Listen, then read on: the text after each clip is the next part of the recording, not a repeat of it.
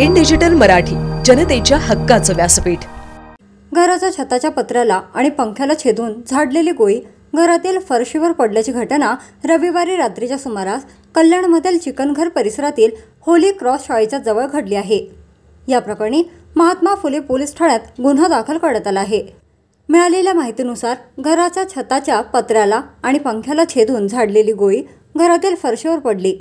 चिकनघर परिसरातील Holy cross शाळेच्या जवळ ही घटना घडली आहे। दिनेश जाधव यांच्या घरी ही घटना घडली। ही गोळी कुठून आणि कोणी झाडली याचा तपास महात्मा फुले पोलीस ठाण्याचे पोलीस करीत आहेत।